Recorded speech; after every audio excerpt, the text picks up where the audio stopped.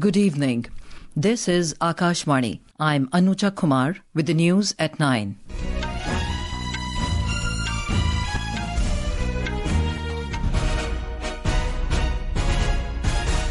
The headlines. President Droupadi Murmu calls upon higher educational institutions to take new steps in field of artificial intelligence.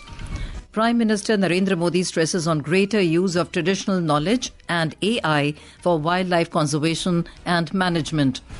India has over 6,300 river dolphins in the country, state's first ever estimation report. Government accords Navratna status to Indian Railway Finance Corporation and Indian Railway Catering and Tourism Corporation.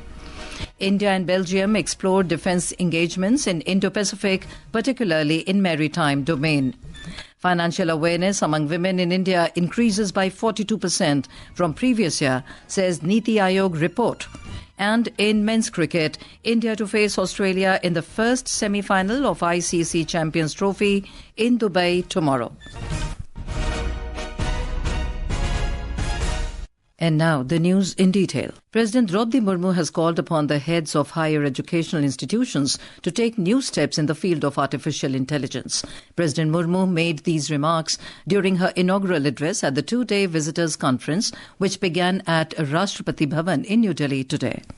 वर्ष 2025 को हमने the year of AI घोषित किया है। आज मैं उच्च शिक्षा के नेतृत्व से जुड़े आप सभी लोगों से ये अनुरोध करती हूँ कि आप सब आर्टिफिशियल इंटेलिजेंस के क्षेत्रों में नए और बड़े काम करें और करवाएं। The President said the heads of the institutions of higher learning have a crucial role in achieving the goal of establishing India as an important centre of the knowledge economy. She emphasised the need to pay significant attention to research along with education. शिक्षण के साथ साथ शोध कार्यों पर भी बहुत ध्यान देने की आवश्यकता है। शोध कार्यों के संबंध में मैं ये कहना चाहूँगी कि शोध कार्यों की सार्थकता, उसकी नवीनता, उपयोगिता और व्यापक प्रभाव में होती है। मैं आशा करती हूँ कि भारत के उच्च शिक्षण संस्थान स्थानीय, क्षेत्रीय और राष्ट्रीय चुनौतियों का समाधान प्रस्तुत करेंगे। Prime Minister Narendra Modi today called for greater use of traditional knowledge and artificial intelligence (AI) to support conservation and management of wildlife and forests. He also emphasized the use of AI, machine learning, remote sensing and geospatial mapping to combat issues like forest fires and human-animal conflicts. The Prime Minister was speaking while chairing the 7th meeting of the National Board for Wildlife at Sasangir in Junagadh district of Gujarat on the occasion of World Wildlife Conservation Day. During the meeting, the Prime Minister released the report of the first ever riverine dolphin estimation conducted in the country, which estimated a total of 6,327 dolphins. This pioneering effort involved surveying 28 rivers across 8 states with 3,150 man-days dedicated to covering over 8,500 kilometers. Uttar Pradesh recorded the highest number of dolphins, followed by Bihar, West Bengal and Assam. Prime Minister Modi also announced several significant decisions and findings to improve wildlife conservation efforts in India. These include foundation stone of National Referral Centre for Wildlife at Junagadh and initiation of 16th cycle of Asiatic lion population estimation to be conducted later this year, among others. Union Home Minister Amit Shah has said the primary objective of the 3 new criminal laws introduced in Goa is to ensure swift justice. Mr. Shah today chaired a meeting to review the implementation of these 3 new criminal laws in the state with Goa Chief Minister Dr. Pramod Sawant in New Delhi. The Union Home Minister highlighted the need to achieve a 90% conviction rate in criminal cases that involve a provision of more than 7 years of punishment.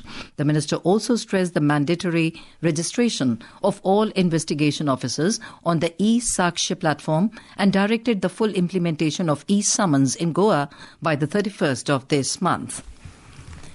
The government has accorded Navratna status to the Indian Railway Finance Corporation (IRFC) and the Indian Railway Catering and Tourism Corporation (IRCTC). With this, all 7 central public sector enterprises of the Railway Ministry have received Navratna status. The IRFC has an annual turnover of over 26,000 crore rupees. The IRCTC has an annual turnover of over 4,000 crore rupees. Talking to media in New Delhi, Railway Minister Ashwini Vaishnaw said Navratna status means the organisation is strong and will contribute more to the growth of railways. All the 7 listed PSUs of railway are today Navratna status. This is a very major achievement, and this reflects our Prime Minister Shri Narendra Modi ji's very focused attention on transforming railways.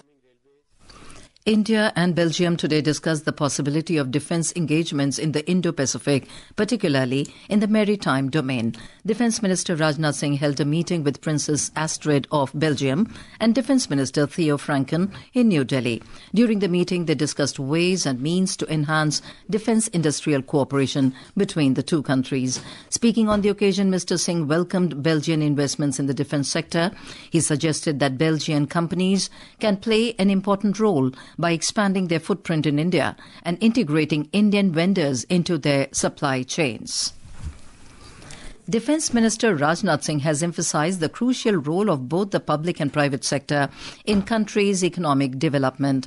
Mr. Singh was addressing the Armed Forces Flag Day CSR conclave in New Delhi today. आज जो हमारा देश आत्मनिर्भरता की ओर तेजी से कदम आगे बढ़ा चुका है, उसमें मेजर कंट्रीब्यूशन में पब्लिक सेक्टर का है, लेकिन एक मेजर कंट्रीब्यूशन हमारे प्राइवेट सेक्टर का है, जो कि भारत आत्मनिर्भरता की ओर तेजी से आगे बढ़ा रहा है, और मैं मानता हूं कि इसको और अधिक बढ़ने की आवश्यकता है. This is Akashvani giving you the news. For quick news updates round the clock, follow us on our X handle at AIR News Alerts. And for details of these stories and more, log on to our website www.newsonair.gov.in and download the News on AIR app. More women in India are seeking credit and actively monitoring their credit scores. This was stated in a report titled From Borrowers to Builders, Women's Role in India's Financial Growth Story, launched by NITI Aayog in New Delhi today. According to the report, the financial awareness among women in India has increased by 42% from the previous year, with around 27 million women monitoring their credit till December last year. The report shows that women's share of the total self-monitoring base increased to 19.43% in December last year, compared to 17.89% in 2023. Prime Minister Narendra Modi today urged citizens to share more inspiring life journeys on the Namo app Open Forum.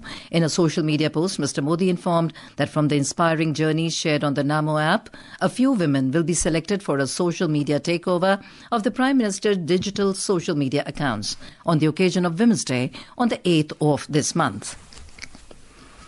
The government has initiated 5 pilot projects for using hydrogen in buses and trucks.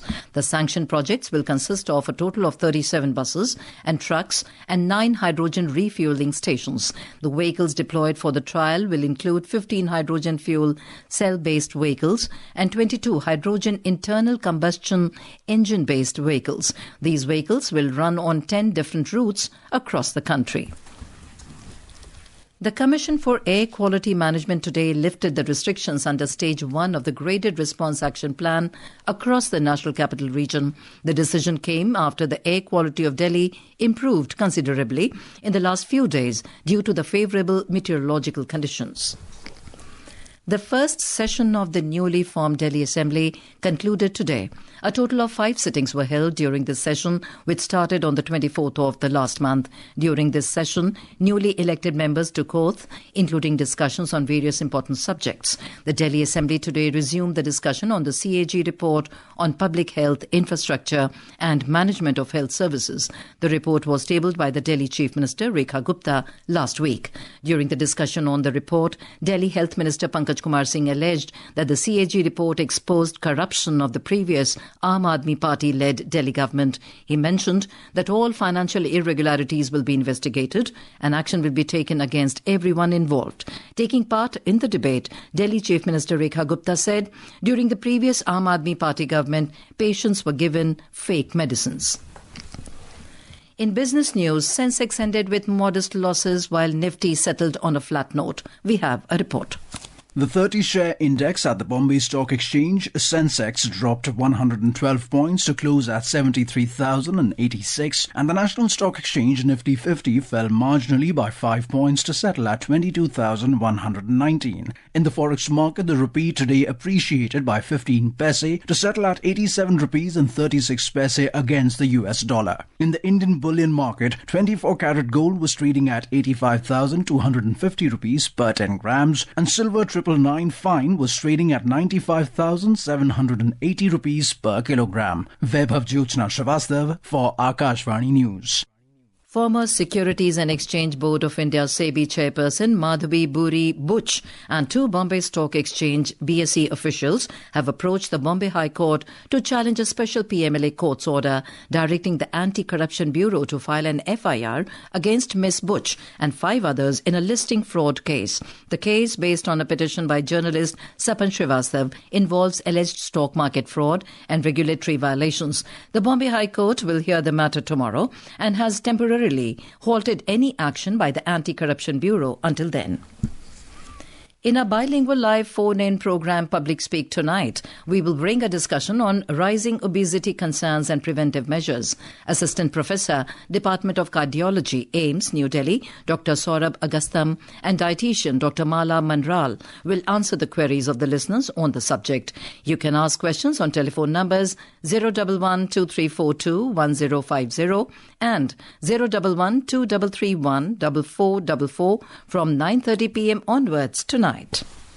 At the 97th edition of the Academy Awards in Los Angeles today, director Sean Baker's romantic comedy drama Anora emerged as the biggest winner, taking home 5 accolades including Best Picture, Best Director, Best Original Screenplay, Best Editing and Best Actress categories.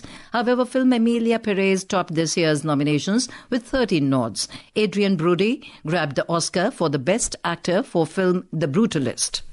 If I may just humbly begin by giving thanks for the tremendous outpouring of love that I've felt from this world and every individual that has treated me with respect and appreciation. I feel so fortunate. Mikey Madison won the Best Actress for Anora. Thank you so much to the Academy. To be here, standing in this room today is really incredible. I also just want to recognize the thoughtful, intelligent, beautiful, breathtaking work of my fellow nominees. I'm honored to be recognized alongside all of you. This is a dream come true. Dune Part 2 secured 2 major wins, earning the Oscars for Best Sound and Best Visual Effects.